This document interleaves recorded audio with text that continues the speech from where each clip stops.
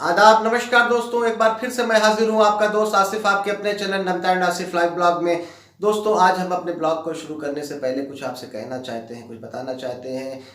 पूरे भारत में इस समय कोविड का जो प्रकोप चल रहा है वो बहुत ही भयावह स्थिति हो चुकी है। हर दिन पॉजिटिव केस के आंकड़े बढ़ते जा रहे हैं। बहुत ही डरावना समय है, बहुत ही डरावना मंजर है ये। अपने आसपास चारों तरफ जो देखिए तो हर तरफ कहीं न कहीं कुछ न कुछ आपको घटना सुनने को मिलती है। बहुत संकट की घड़ी है। इस घड़ी में हम सबको मिल के काम करना है, हम एक दूसरे का सहयोग करना है। कोरोना से बचाव ही इसका इलाज है। जब तक इसकी दवाई नहीं आ जाती है तब तक हम सबको बचाव करके चलना है। सबसे बड़ी समस्या यही है कि हमको अपने आप को सुरक्षित रखना है, अपने परिवार को सुरक्षित रखना है। यही हम आपको संदेश देना चाहते हैं। कोशिश करिए कि जहाँ तक हो सके आप अपने घरों में रहिए। जब आवश्यक हो तभी निकलिए। अननेसेसरी आपको, अपने परिवार को, किसी को भी बाहर निकलने की इस समय आवश्यकता नहीं है।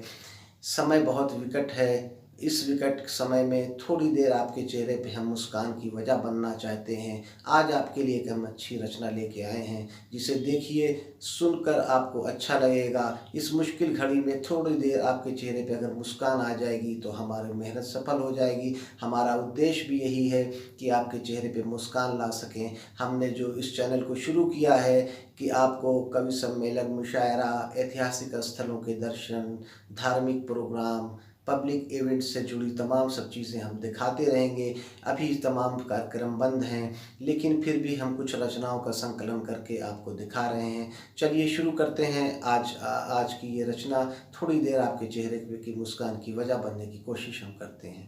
और सुभाष चंद्र की स्मृतियों को हम प्रणाम करते हैं। परसाई जी ने लिखा है कि नेताजी सुभाष चंद्र बोस ने कहा कि तुम मुझे खून दो, मैं तुम्हें आजादी दूंगा। हमने खून तो दिया, लेकिन पता नहीं नेताजी आजादी किसे देकर चले गए।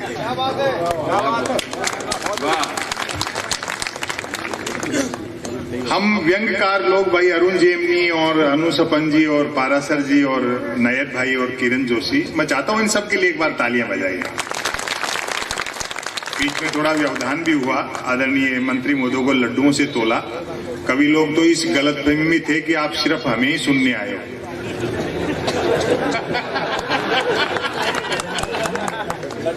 हाँ, नहीं मिलेंगे, ऐसे पहले दे देंगे तो हमें कौन सुनेगा।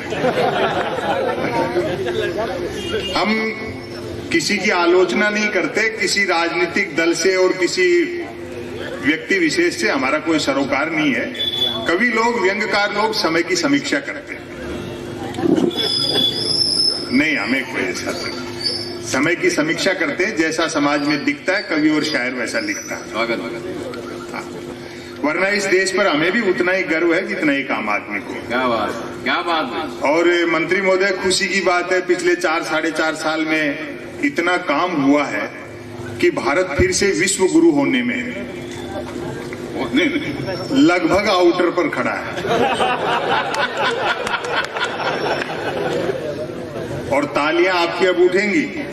वैसे भी उस देश को विश्व गुरु होने से कौन रोक सकता है जिसकी जेलों तक में संत महात्मा रहते हो।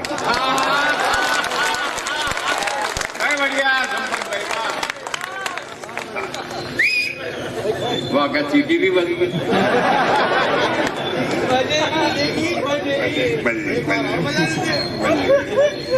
भाई अनु सपन जी की जब 5 महिलाएं आकर के सम्मान कर सकती हैं तो मेरे लिए सीटी भी नहीं बजा सकती। दोस्तों, संपत सरल जी का जो नेचर है, जो व्यवहार है, वो अपने आप में निराला है। काफ़ी कठिन बात हो, बहुत ही आसान बात हो, सामाजिक बात हो या राजनीतिक बात हो, अपने शब्दों में कितनी सरलता से वो पिरो के उसको गद्य के रूप में, प्रोज के रूप में प्रस्तुत करने की कला अगर किसी के पास है वर्तमान में तो वो संपत सरल जी के पास है। देखिए, इस भाग में कितने शानदार तरीके से उन्होंने अपनी बात कही है, जिसको सुन के सभी दर्शक मनमुग्ध हो गए। हंसते हंसते लोगों के पेट में दर्द होने लगा। लेकिन इस हंसी के पीछे सच्चाई का जो कड़वा सच है, जो सच है, उस पे हमको देखना होगा। संपत सरल जी की जो कविता है, जो रचना है, वो सिर्फ हंसने के लिए नहीं होती है। उसमें सच्चाई छुपी होती है। आइए देखिए इस भाग में कुछ सच्ची रचनाओं की सच्चाई। और देखो, मुझे बहुत अच्छा लगा यहाँ मातृशक्ति की उपस्थिति है, और इस तरह के आयोजनों में या कोई भी इस तरह का सांस्कृतिक साहित्यिक कार्यक्रम हो तो महिलाओं की उपस्थिति रहनी चाहिए अधिकतम। वैसे भी अगर आप लोग शादीशुदा हो तो पत्नी को साथ रखा करो, वरना मन की बात भी रेडियो से करते फिरोगे।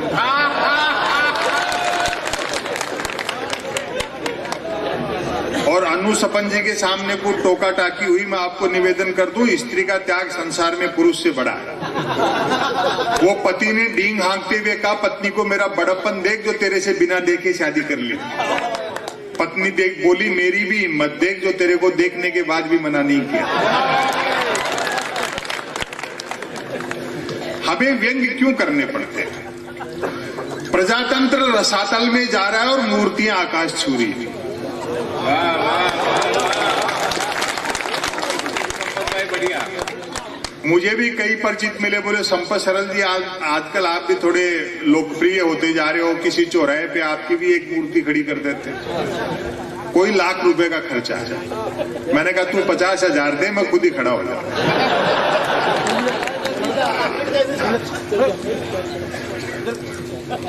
ये तो संयोग की बात ऐसे, जाने दो भैया,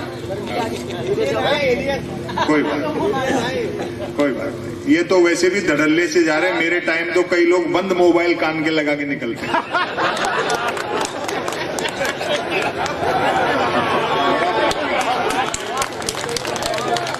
वोडाफोन वाला, समझ गए ना? तो है क्या जवाब? तो ये करप्शन और ये सारे अलग विषय है, लेकिन अच्छी बात है कि हमने 68 साल में पहली बार एक बहुराष्ट्रीय प्रधानमंत्री चुना। बहुराष्ट्रीय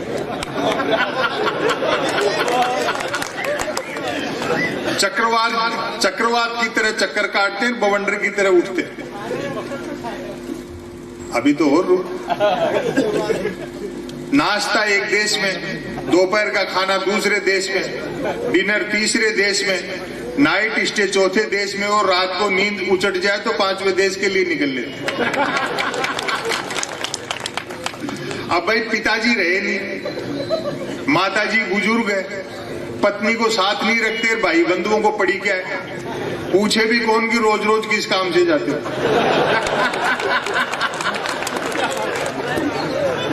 जनता पूछती है तो टरका देते हैं, दोबारा पूछती है तो धमका देते हैं। कहीं ऐसा तो नहीं कि गैर कांग्रेसी सरकार में पहली बार किसी आदमी को भारी बहुमत मिला है तो उसने अपने आप को कई देशों का प्रधानमंत्री मान लिया हो।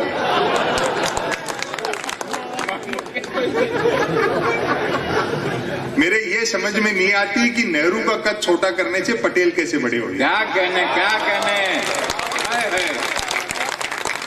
जिस सरदार सरोवर के तट पर दुनिया की सबसे ऊंची मूर्ति लगी है पटेल की, आप थोड़ा रिसर्च करो, पढ़ाओ, समझो।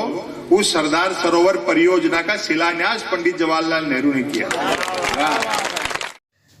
दोस्तों उम्मीद है कि आपको हमारा ये वीडियो पसंद आया होगा। अगर ये आपको हमारा ये वीडियो पसंद आया हो तो प्लीज़ हमारे चैनल को लाइक कीजिएगा, सब्सक्राइब कीजिएगा और अपने दोस्तों को भी शेयर कीजिएगा। जिस तरह आपका प्यार हमारे चैनल को मिल रहा है, हम बहुत दिल से आपके आभारी हैं, हम आपके शुक्रगुजार हैं। और इसी तरह अपना प्यार, अपना सहयोग, अपना आशीर्वाद हमारे साथ बनाए रहिएगा। हम कोशिश करेंगे आपको अच्छी से अच्छी चीज़ दिखाने की बनाकर। हमने आउटडोर शूटिंग का जो भी हमारा प्लान है वो थोड़ा पोस्टपोन्ड है।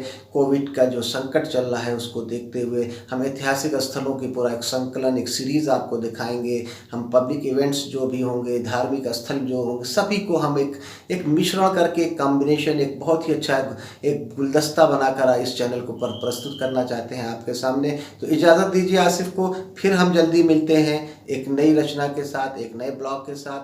जय हिंद, जय भारत।